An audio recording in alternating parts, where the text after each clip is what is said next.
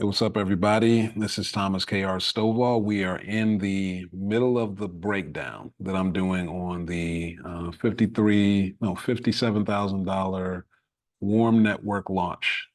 Did in the last week of December with in partnership with a group out of New Orleans. I architected a campaign to guide them in relaunching one of their existing programs, a high ticket program, and introducing a new lower ticket program. So right now, I am breaking down the offer creation aspect of this campaign. This is part one. Going to do several parts on the offer creation. But for today, let's actually talk about the high ticket, right? So the the name of their program was the Inner Circle. Their clothing brand, eight-figure clothing brand, and the founders launched about a year ago an online education aspect of their brand to help other aspiring brand owners to shortcut, skip some steps, get to their first four figures, their first five figures, multiple five figures month after month, and then hitting their first six-figure months. And so that was their goal, is to really accelerate the path for brand owners. They were able to do that. They had a lot of people hit success in their programs. But funny story, I met them a year ago when they were first starting, and I kind of predicted how I was going to go. I said, well, you're going to get a great start, but if you don't have the systems and processes in place, you're going to look up about a year from now, and you'll have made, quarter million, a half million, and your time is going to be cannibalized by this amazing program. You're going to have some great outcomes for your students, but it's going to start to eat away from your primary business, which is this eight-figure clothing brand that you're running. They've done over $15 million in sales. They started this thing out of in eighth grade, and it's just grown and grown. And this education brand that they're building needs to be a complement to it and not take away. So let's talk through how I thought about that. Number one was their price point. So when they started this thing last year, they call it the Inner Circle, the higher dollar price point. And that program was 3 grand. And what people got for that 3 grand, this is a true mastermind. So the level of attention and detail they provided to every single person, the financial outcomes that every person was getting out of this program, the level of community support and family that these people got, his price point was way too low. So they did realize that part. Now, luckily, we were aligned with that, and they wanted to price the program closer to 7K. And the benefit that I've gotten in being in a lot of masterminds, particularly in this last year, that are very high level. I spent close to six figures in being in four different masterminds, several of them specific to the digital marketing space. And one of the things that they talk about is price point a lot. And the fact that if you're going to price something around 7 grand, you might as well bump it up to 10, because there's virtually no impact at all to your price. If somebody's got 7 grand to spend, they've got 10 grand to spend. So there's virtually no impact at all. You're just leaving money on the table. I had them reposition that closer to 10 grand instead of the 7 grand that they were planning on. And we also, excuse me, we also, by doing that, we're able to get data points that verify the people who've been let me say this differently. We're able to utilize all this past information that I've got to verify those data points without having to waste money in the marketplace. We already knew that that 10 grand number is going to be a pretty good fit for the level of value they're providing. Second thing I looked at was time. So Marlon and Nick, they're spending way too much personal time in that offer for too little money. It's cannibalizing time away from their actual eight-figure clothing brand.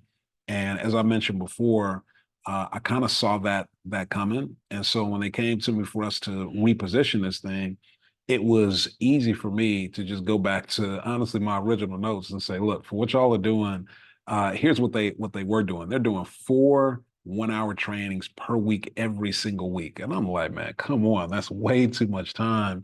We're taking that down to 1 hour per week, one call per week. Because if you think about it, brand owners at that level, they're trying to scale their business. They don't need to be on 4 calls a week. There's a fundamental curriculum already for the program that meets them depending on what milestone they're at, like the exact things they need to be doing. So they don't need 4 calls a week. All they need to do is go out and work, implement the trainings that they already have, implement the core framework, and once a week come with their actual questions from being out in the wild for the last week and say, hey, this is what I just encountered. What do I do with this? What do I do with that?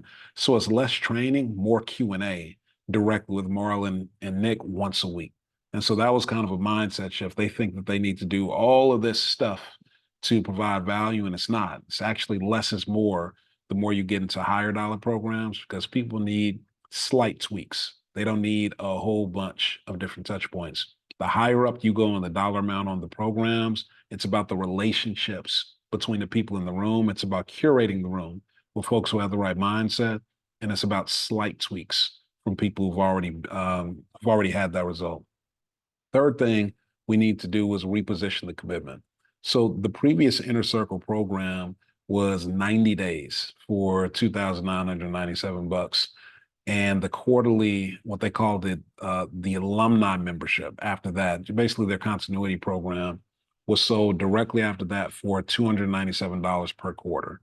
So literally, they paid 3 grand, they get 90 days, go through that program, get amazing results. And then every 90 days after that, they got to decide again, do I want to pay another 297? Do I want to pay another 297? They had a very high rate of people staying on. So not a ton of attrition, but they also are still inside of their first year, right? So they don't have the data yet for how it's going to go.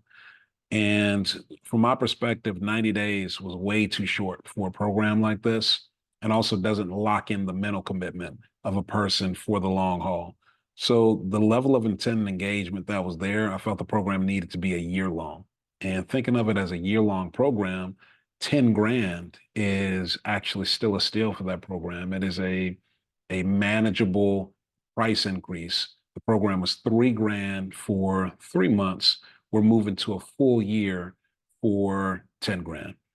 And there also needed to be clear milestones there that gave people a reason to stay in this high ticket program beyond a year after that original inner circle was up, and then moving to alumni, the quarterly membership after a year now instead of after 90 days. And so giving them clear milestones that weren't there before, and setting the clear milestone at, for the Inner Circle program, 100 grand per month of revenue that you want your members to be hitting, that actually sets the bar at a place where it is high enough where it's going to take a little bit of time, right? They're not going to get there in a month and age out of the program, but it's also attainable, right? So the previous milestones that we set were their first $1,000 month, their first $2,500 month, their first $10,000 month, three $10,000 months in a row, and the fifth milestone is $100,000 per month. And a lot of times when I was going through the discovery with them, I'm thinking, man, so the first milestone is 1,000, the second one is 2,500, the third one is 10 grand. You had to walk me through this. How'd they go from 2,500 to 10 grand per month, just like that? But once he actually walked me through the framework, I could see it was more mindset than anything. The results are very predictable when you're this person implementing these strategies. That's just the dollar amounts that come in. It's a pretty much a foregone conclusion if you implement their training the right way. Um, and it's the same thing once they hit that the three $10,000 months in a row, and they get the systems and processes in place and the partnerships and the scale with the ads. You have a product that's working at that point. You've got an audience that's wanting that product. It really is about having the right strategic moves in place and getting from 10 to 40 to 50 to 75 to 100 is not an overnight thing, but it is an eventuality of just continuing inside of their process. And so what I saw was that inside of the first 6 months, they had several people who had gone from not even getting $2,500 a month to hitting their first 40 or $50,000 a month inside of the first 3 to 6 months in the program. So in setting that anchor at 100 grand per month, I could see that that was an attainable, reasonable reach, because you have people in the program who've demonstrated getting halfway there inside of 6 months. And it's not unreasonable that inside of a year or a year and a half, somebody could get to that $100,000 per month. And then after that, by the time it's been another year or two, we'll then create their kind of ultra high ticket program for the folks who are doing 100 grand a month and now want to move from seven figures to eight figures, like Marlon and Nick are doing. So that's kind of setting them up for that next mindset level after they get out of this program. But it's also going to keep the bar high enough where they're going to be in this program for at least the next year to year and a half, even the folks who are kind of top tier. So that's setting up that continuity of the membership subscription. Now, after that, the narrative and offers, the way that I thought about this inner circle group, they were kind of broken out into, I think, three different buckets. They were the people who were currently in their inner circle. So the folks who had paid 3 grand and even coming up to the launch, they hadn't completed their 3 months inside the program. The second tier of people were folks who had completed the inner circle program. So they paid 3 grand, they were through their 3 months and they stayed on inside of the alumni program, which is the quarterly membership. And so they were still in that membership. Some of them have been in it 3 months, some of them have been in 6 months, but they were still in that program. And the third bucket of people were folks who had completed the inner circle, so they paid the 3 grand, they completed their 90 days, and they did not do alumni, or they'd done alumni and they were no longer, they stopped after a quarter or two or whatever. So those were the three buckets. Again, in the program, completed the program and on alumni membership, or completed the program and now they're out.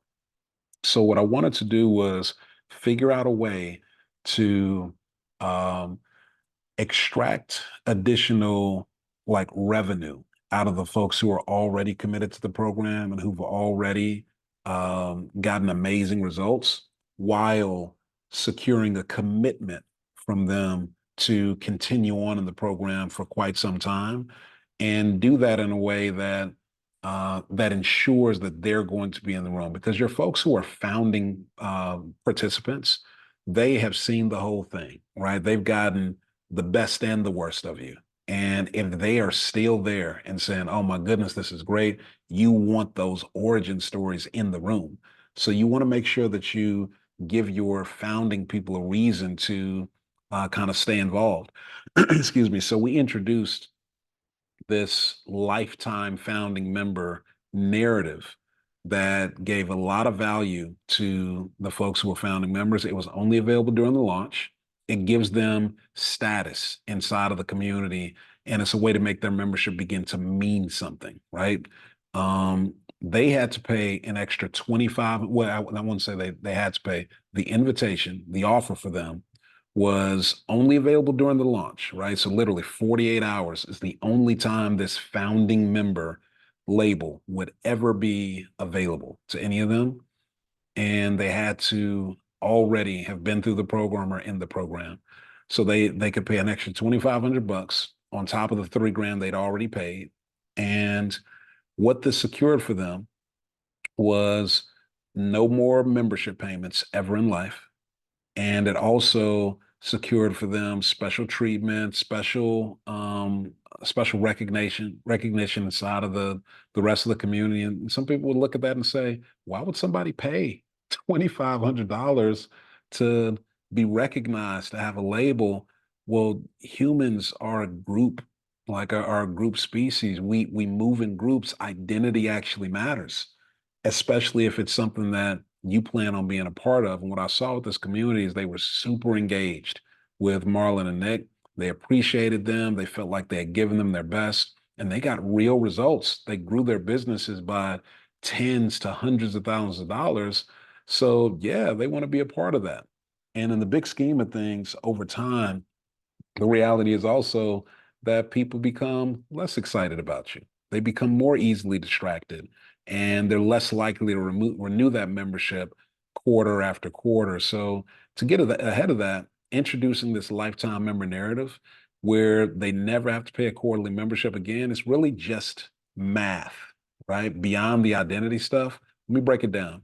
The current membership was $297 a quarter for their alumni membership. That lifetime founding member fee was 2,500 bucks. And what that means is for $2,500 at that current price, they've basically paid up front for 8.5 quarters or 2 years and change of membership. Okay, so I want you to think about that for a minute. Are we actually giving up much when all those people are not going to be renewing every quarter anyway? And so we're collecting 2 years worth of membership dues at the current price, and we're securing a level of commitment in their mind. We're giving them status. And we also are saying you get to participate for life. So it's a good deal for them. They're paying up front and they get to stay in the group and never have another membership fee and get the identity that goes with it. There are about 15 people who bought that package right up front inside of the first 30 minutes of the campaign. So that was a lot of really good money that came in, but that's also positive signals for the next call. I had that call at 10 a.m. on purpose so that we can get all of that social proof and walk right into the 12 p.m. call with the lower ticket people and say, we just had 15 folks who'd already paid us $3,000 and been through our full program for 90 days, gotten the benefit. It's 3, 6, 9 months later. And guess what? They just gave us another 2,500 to become lifetime founding members. Why would they do that unless this program gave them everything that they wanted and more? So you want to be able to stack narratives as well and set yourself up to utilize the social proof coming in from people who are taking actions that demonstrate to the marketplace, man, this is a great program. How many of those people, though, would have ended up falling off and canceling their membership at some point over the next couple of years anyway? So why not get that money up front, give them some value, and create another sales narrative that you can use? So we collect that money up front, give them lifetime access, and in the process, we ensure that we've also got a minimum number of bodies that are going to be in the room at all of our quarterly live events.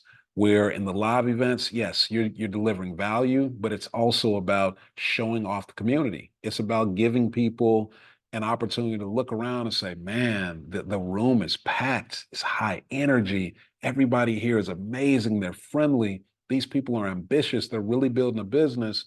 That happens when you can look people in the eye, engage that energy. That's why live events you cannot substitute.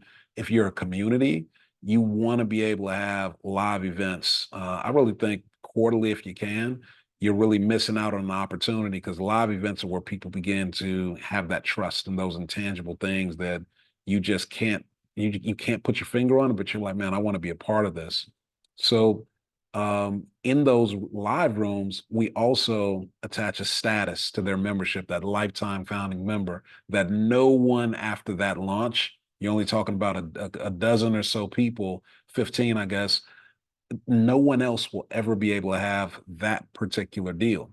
So it's not like you're giving up that much by saying, never again will you have to pay. It's only a handful of people, but you also are ensuring that they're probably going to be in the room for those events because they get special recognition and they're getting to show up and everyone sees their founding member. Everybody knows that they're special in this group and they become legends inside of that membership community, which also anchors their desire to add more people to that room because they get to be a hero and a superstar in that room. So do not discount the fact that the higher the dollar amounts of the commitment that people give, the more it's about identity and legacy and narrative.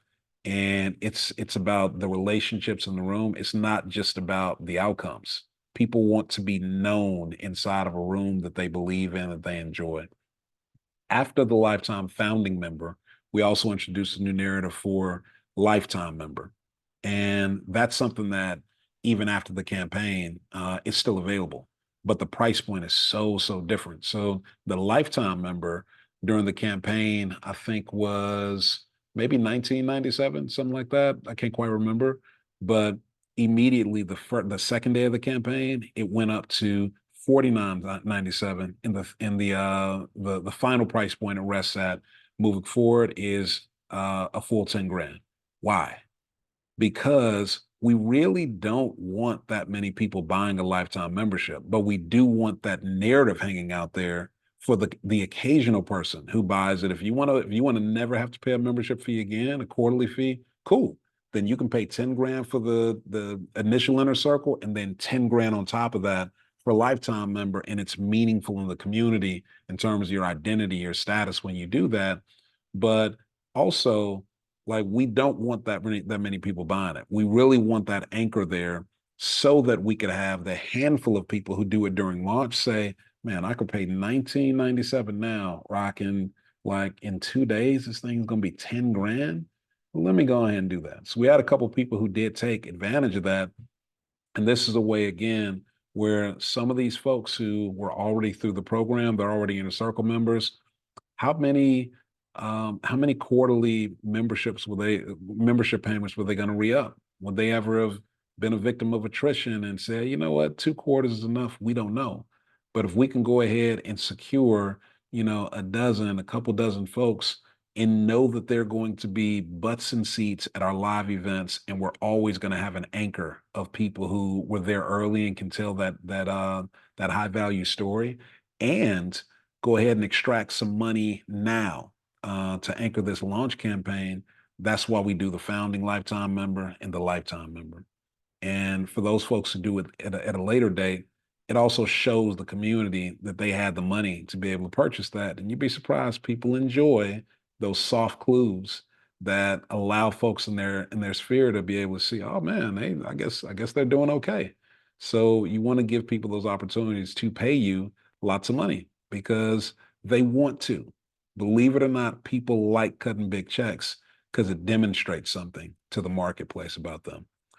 So tomorrow on day 8, we're actually going to be doing part 2 of the breakdown of the actual offer creation process. And I'm going to talk about specific tactics that when y'all see these campaigns that I talk about, we're like, it's a warm network campaign. We did 50,000 in 3 hours or 75,000 in 2 hours. I want you to understand why those campaigns do that. It is not a mistake. It is not by accident. Those campaigns are engineered to have a bunch of people make a consequential action, can take a consequential action and make that choice inside of a very narrow window of time. And they've had lots of time to think about it and prepare for it. And when we come up to that deadline, you got a handful of hours to make that choice. So I'm going to walk you through how we do that, why we do that. Um, yeah, so that's tomorrow. Hope y'all tune in, and I hope that you got value today. Y'all take care.